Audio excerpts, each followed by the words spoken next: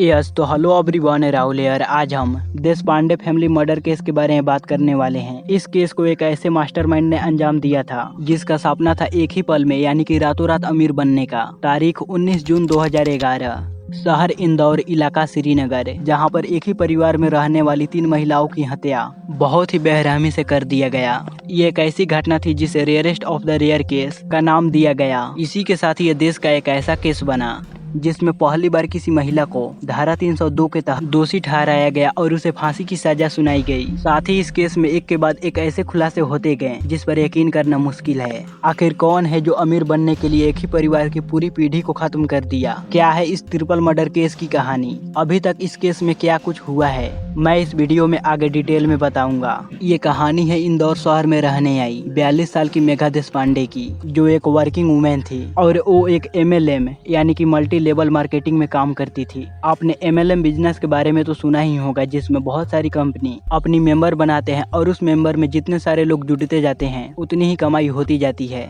तो हो सकता है कि मेघा ने भी इस बिजनेस के जरिए बहुत सारे पैसे कमाए हो। मेघा इंदौर के इस घर में अपनी 21 साल की बेटी अश्लेषा और अपनी 70 साल की माँ रोहिणी के साथ रहती थी। मेघा के पति बैंक में मैनेजर थे और दूसरे शहर में रहते थे। मेघा देशपांडे का परिवार उज्जैन से कुछ ही समय पहले इस शहर में आए थे। ये लोग यहाँ पर हंसी खुशी रह रहे थे।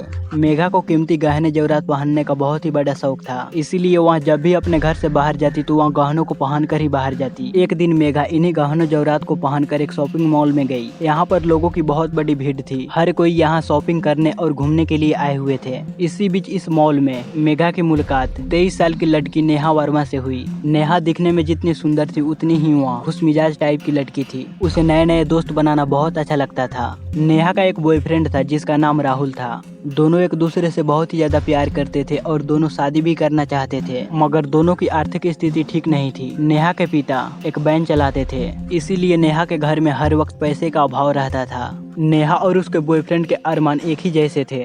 दोनों रातों रात अमीर बनने का सपना देखते रहते थे ताकि इनकी लाइफ बहुत ही मस्ती से निकल सके। इसी बीच इधर मेघा और नेहा के बीच की दोस्ती बहुत गहरी होती गई। नेहा अक्सर मेघा के पास कॉल करती थी और उसके बिजनेस MLM के बारे में जानने की कोशिश करती थी। जब नेहा ने MLM बिजनेस में जुड़ने की इच्छा बताई तो 13 जून 2011 को तो मेघा नेहा के पास कॉल कर MLM बिजनेस में जुड़ने की बात करती है। साथ ही उसे अपने घर पे आने के लिए कहती है। इसके बाद नेहा मेघा के घर पर आती है और फिर कुछ समय के बाद वहाँ मेघा के घर से चली जाती है, जिसके बाद मेघा के घर पर दोपहर तक सन्नाटा रहा। ना ही घर पे कोई दिखाई दे रहा था, ना ही घर के अंदर से कोई आवाजें आ रही थी। तभी एक महिला जो कि मेघा देशपांडे के फ्लैट के पास ही रहती थी, वहाँ मेघा के घर के सामने से ही गुजर रही थी। तभी वहाँ देखी कि मेघा देशपांडे की घर बंद है और आसपास खून के धब्बों से पैरों का निशान बने हुए हैं। ये देखकर वहाँ काफी ज्यादा घबरा गई। वहाँ मकान मालिक को बुलाई। मकान मालिक भी जल्दी से यहाँ पहुँचा। वह यहाँ आकर मेघा देशपांडे को आवाज भी लगाया। काफी देर आवाज लगाने के बाद ना ही कोई घर से बाहर निकला और ना ही कोई जवाब मिला। इसके बाद मकान मालिक घर की खिड़की से अंदर झांकने की कोशिश की। अंदर झांकते ही उनके चेहरे का होश उड़ गया और वह जोर से चीखे, क्योंकि अंदर का नजारा बहुत ही खौफनाक और डरावना था। उन्होंने घर के अंदर देखा, एक नहीं दो नहीं बल्कि 3 लाशें पड़ी हुई है।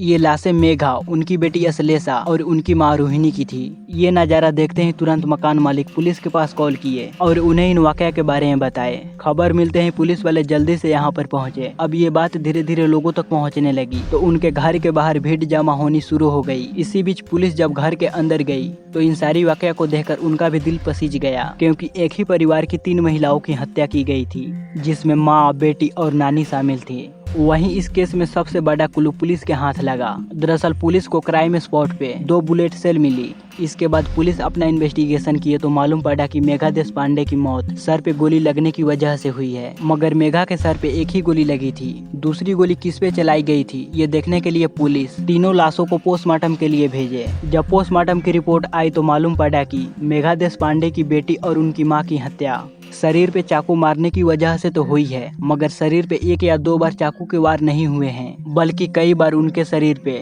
चाकू से वार कर कर कर उनकी हत्या की गई थी। अब पुलिस के सामने सबसे बड़ी सवाल ये थी कि आखिर दूसरी गोली चली किस पर थी? जब देश पांडे परिवार की मर्डर के बारे में लोगों को मालूम पड़ा तो उनके भी रोंगटे खड़े हो गए। लोग अब जल्द से जल्द केस को सॉल्व करने और आरोपियों को सजा देने की मांग करने लगे। लोगों के दबाव की वजह से पुलिस को इस केस को जल्द से जल्द सॉल्व करने की दबाव पड़ने लगी, जिसके बाद पुलिस भी कातिलों को पकड़ने की तलाश में लग गए। मगर कहीं से भी पुलिस के पास कोई दूसरा क्लू नहीं मिल रहा था। जब पुलिस ने क्राइम स्पॉट पे पड़ी खून की धब्बों की जांच करवाई तो इन्हें मालूम पड़ा कि इन तीनों महिलाओं की खून के अलावा यहाँ पर एक और शख्स की खून के धब्बे थे। इसके बाद पुलिस को पूरा यकीन तो हो गया कि ये खून के धब्बे जरूर कातिल के ही होंगे, जिसके बाद पुलिस वाले सब पास ही के हॉस्पिटल में जांच पड़ताल करनी शुरू कर दी कि हाल ही में कोई शख्स गोली लगने पर इलाज करवाया है। एक तरफ पुलिस इस केस को सॉल्व करने में लगी थी और सबूत को जुटाने में लगी थी, वहीं दूसरी तरफ पुलिस इस केस को लूट और हत्या का मुकदमा दर्ज किया। अब पुलिस इस केस को बहुत ही बारीकी से सॉल्व करने में लग गए। पुलिस सबसे पहले कॉल डिटेल्स निकलवाए तो इन्हें मालूम पड़ा कि एक नंबर से बार बार मेघा देश पांडे के पास कॉल आती थी, जिससे मेघा काफी देर देर तक बातें किया करती थी।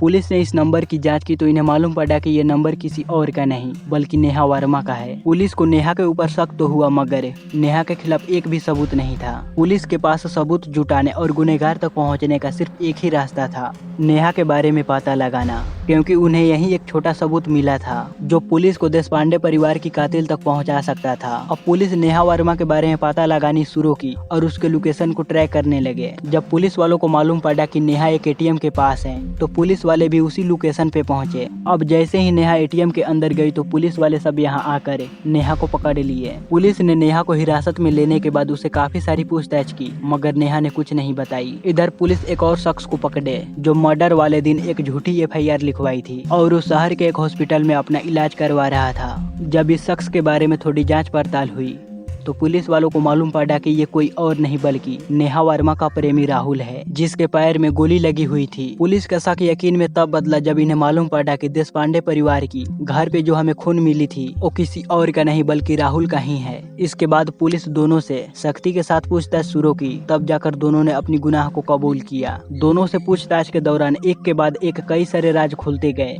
नेहा ने बताया कि मेरी मुलाकात मेघा से पहली बार मॉल में हुई थी। मेघा दिखने में अच्छी और अमीर घराने से लग रही थी, हाई प्रोफाइल दिख रही थी। मेघा हाथ और गले में कई सारे कीमती जेवरात पहने हुए थे। नेहा ने जब मेघा के शरीर पर इतने सारे जेवरात को देखा तो वह हैरान रह गई। तभी नेहा के दिमाग में मेघा के करीब जाने और उसे दोस्ती करने का ख्याल आया और वह मेघा से बात करने के लिए जानबूझकर नेहा उसे जा टकराई। मेघा के हाथ में सामान था जो टकराने की वजह से नीचे गिर गया था। नेहा मेघा को जल्दी से बोली सॉरी आंटी और उनकी सामान उठाने में उनकी मदद करने लगी। इसी बीच नेहा को एक अच्छा मौका मिला मेघा से बात करने की। धीरे धीरे कर नेहा मेघा से बात बढ़ाई ताकि वह मेघा के करीब जा सके। इस बीच वह मेघा से ढेर सारी बातें की, यहाँ तक कि वह मेघा को छोड़ने के लिए उसके कार तक गई। अब नेहा वर्मा को इतना तो मालूम पड़ चुका था कि मेघा कोई अमीर घराने से है। मेघा को देखने के बाद नेहा के दिमाग में एक शैतानी ख्याल आई, वहीं रातों रात अमीर बनने का। नेहा मेघा को देखने के बाद इसे लूटने की प्लानिंग करने लगी। इसके बाद नेहा अपनी प्लानिंग में अपने बॉयफ्रेंड राहुल को भी शामिल किया।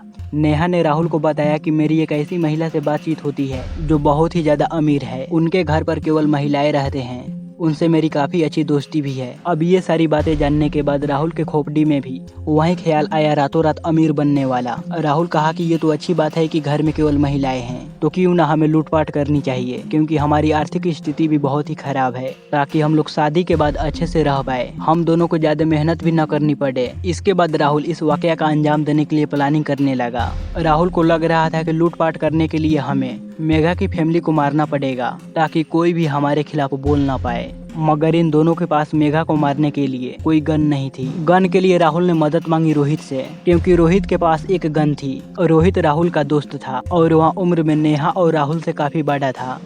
अब वो दिन भी आया जिस दिन नेहा और राहुल दोनों मिलकर इस वाकया को अंजाम देने वाले थे। मेघा के घर पे मेघा के अलावा उसकी माँ और उसकी बेटी थी।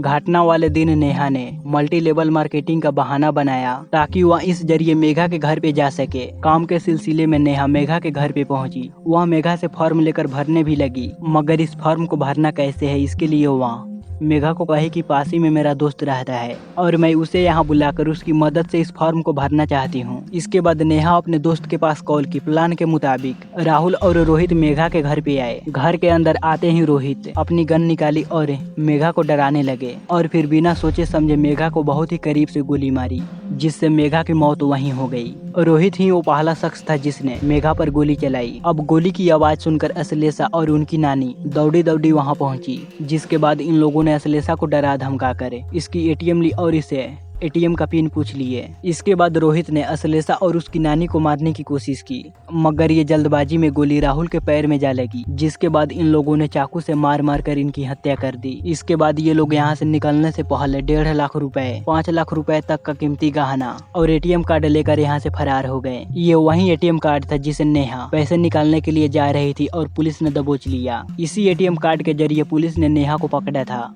इसके बाद राहुल अपने पैर पे लगी गोली के जख्म को इलाज करवाने के लिए एक झूठी एफआईआर दर्ज करवाई। ये सारी वाकया आरोपियों ने अपने बयान में पुलिस को बताया था। साथ ही आरोपियों ने यह भी बताया कि हमारा प्लान था कि मर्डर कर कर सारी चीजें लूट लेंगे और फिर हम कभी भी पकड़े नहीं जाएंगे, मगर ज्यादा देर न करते हुए पुलिस ने इस केस को सॉल्व की और हत्यारों को पकड़ लिया।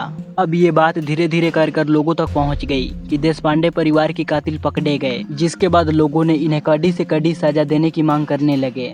दिसंबर 2013 में निचली अदालत ने इन तीनों आरोपियों को फांसी की सजा सुनाई थी और आईपीसी के धारा 302 के तहत आरोपियों से मिले खून से सने कपड़े, चाकू, जूते और लूटे जेवर महजूद किए। 2014 में हाईकोर्ट के इंदौर बेंच ने भी इस मामले को गंभीर बताते हुए नेहा वर्मा और उसके प्रेमी राहुल और रोहित की सजा को बरकरार रखा और साथ ही कोर्ट ने इस केस को rarest of the rare case माना।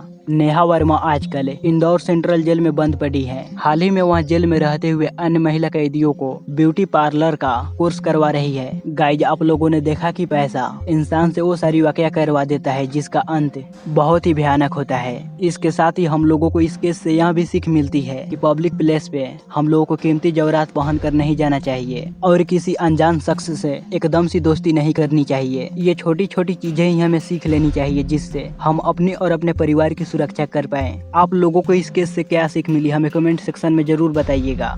क्या आप लोगों को मालूम है कि इंदौर में पहली बार हुआ था जब कोर्ट ने किसी लड़की को फांसी की सजा सुनाई थी? आप लोगों को क्या लगता है, क्या कोर्ट ने सही फैसला सुनाया? आप लोगों को मुताबिक आरोपियों की और कौन कौन सी सजाएं मिलनी चाहिए थी और कैसी लगी इस केस की कहानी हमें जरूर बताइएगा। और आगे आप लोग किस केस की कहानी को देखना चाहते हैं वो भी कमेंट बॉक्स में जरूर बताइए, ताकि मैं अपना अगला वीडियो उसी केस स्टोरीज पे लाऊं। मिलते हैं अगली वीडियो में।